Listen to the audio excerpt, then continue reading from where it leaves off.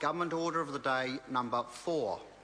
Crown Pastoral Land Rent for Pastoral Leases Amendment Bill, third reading. Mr Speaker. The Honourable David Carter. Mr Speaker, I move that the Crown Pastoral Land Rent for Pastoral Leases Amendment Bill be now read a third time. Mr Speaker, I'm particularly pleased and proud to see this bill back before Parliament tonight. I want to thank the cooperative working relationship I've established with the Honourable Maurice Williamson as Minister for Land Information. But tonight, Mr Speaker, we see the final stage of what has been a very unfair and very unfortunate battle between a relatively small number of highly specialised South Island high country farmers, Mr Speaker. And this battle was started by the former Labor government for reasons that fail any logical explanation whatsoever, Mr Speaker. The former Labor Prime Minister, Ms Helen Clark, did enjoy the high country. She was known to have an affinity for the high country. She was known to go there and spend her time trekking the high country, and her adventures through the high country were well publicised, Mr Speaker. But if she had an affinity for the high country, she certainly had no affinity at all for the farmers and their families who try to eke out an existence in this very hostile and fragile environment, Mr Speaker. What drove Helen Clark's jealousy and distaste for those high country farmers is something that we will never know for sure, Mr Speaker. There are lots of rumours around the high country as to what drove this jealousy and this hatred from the former Labor Prime Minister. One rumour was that she had trespassed with her trekking party onto private property. All she had to have done was ask for permission, but of course with somebody as arrogant as Helen Clark, she didn't do that.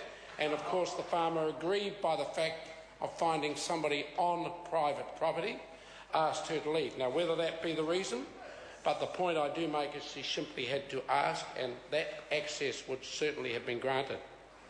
So having come up with a dislike and a hatred for these farmers, Ms Clark and her Labor government went out to get these guys, Mr Speaker. They dramatically increased the rents for these land, that these leasehold farmers would then have to pay the government. She was ably assisted in this process by the Honourable David Parker, whom I no doubt will make some contribution shortly in this debate, because he had a similar atrocious attitude to these high country farmers. And again, I don't know why he hated these people. It may have been because he came into Parliament as the Member of Parliament for Otago, representing the majority of those people, and they quickly realised that as constituents he had no affinity with them, so they dumped him after 3 years as the Member of Parliament. And I can now say they are very well served by the current member, Jackie Dean, who has got to know those families, has got to understand their issues, and she has developed an affinity with those high country farmers, Mr Speaker. So what drove the hated attitude of Mr Parker and Ms Clark to the farmers is unknown, but what they did then is they marched the rents up for these properties, not by twice, not by tripling the rents, but in many times 10 times the rent. In cases they drove the rent so high, they were higher than the gross income that the farmer received off that property. Mr Parker laughs at this, but this is how stupid his policy was. Mr Parker never realised that the major income from those people was an annual wool check, because most of their income came from merino wool, and he was expecting the rent to be higher than that wool check, absolutely disregarding the fact it costs money to run these farms. And this government wants to see these farmers with enough money to spend on weed control, wants to see the farmer with enough money to spend on pest control, But Mr Parker wanted to make sure there was no money left for those expenditures, Mr Speaker. So what we did in the 2008 election campaign is national campaign to fix this ridiculous policy. We said we will make sure we establish rents on the basis of what a farmer can earn off his land, Mr Speaker. So in the time when wool prices were good, they can afford to pay more to the government for the rental of that land. But equally, at a time when wool prices are not good, they cannot.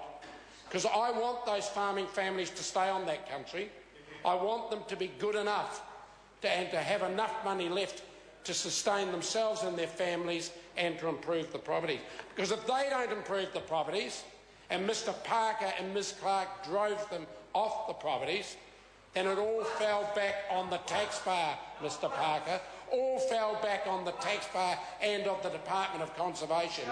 And you ask any person who logically knows that country, who will look after the high country better? A government department or those farmers who have been there for generations, Mr Parker? And I tell you, it won't be the Department of Conservation. That's not their skill set, Mr Speaker. So, Mr Speaker, the responsibility does come back on the Crown if these farmers aren't able to physically survive on that land, Mr Speaker. We've got to make sure that we deliver income-related rents, and that's the policy that we've espoused tonight. Mr Speaker, we progressed it as well as we could through the first term of the National Government. We didn't get it passed before the last election, but I gave my word to the high country farmers we'd do it as soon as possible in 2011-12. We do that tonight. The final point I want to make, Mr Speaker, is that when the policy was released on the 3rd of August 2010, the Labor Party, through Damien O'Connor, supported it. Mr O'Connor said on the 4th of August, high country rentals based on earning capacity is a good principle to base these payments to the Crown. He went on to say, I am sure farmers will welcome the decision and get on with farming and protecting their leasehold properties. I agree with Damien O'Connor. He saw the sense in this policy, and yet when it finally came back to the House, Mr Speaker, for its first reading, Labor opposed it. Damien O'Connor had been completely embarrassed and rolled by his caucus. Mr Parker says rubbish. Why did the Labor Party, through its spokesman at the time, support it when it was announced, and then when it comes into the House for the first reading, the Labor opposition opposes it? Can only be one answer, Mr Parker, unless you're as illogical about this as you were about your original policy, Mr Parker. Damien O'Connor got rolled again, and it's because of Mr Parker leading the debate in their caucus room, because Mr Parker has never understood these families who farm the high country. Mr Speaker, in closing, I want to thank the Primary Production Committee under the superb chairmanship of Shane Arden for the work it has done in considering the bill. To all of those that made submissions to help get the bill even better, I express my appreciation. There has been significant support amongst those submissions. The committee did introduce some useful amendments, including the purpose clause, and Mr Speaker, this bill will make the process for setting rents for pastoral leases much more transparent, much more predictable. The process will be less expensive for the Crown, less expensive for the lessees. Crown pastoral leases, Mr Speaker, are a unique form of tenure under which the farmers do carry out their pastoral activities, but while preserving conservation ability. The Crown gets considerable ecological benefits from having pastoral leases on these unique landscapes of the South Island High Country.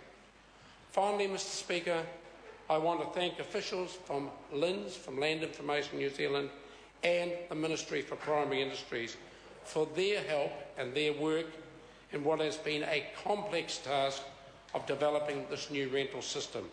Mr Speaker, the Crown Pastoral Land Rent for Pastoral Leases Amendment Bill will eliminate the huge friction between the Crown that was developed by Mr Parker and Ms Clark. We have restored the lessee's confidence in government, and it's now time Sorry to interrupt the honourable member. His time has expired.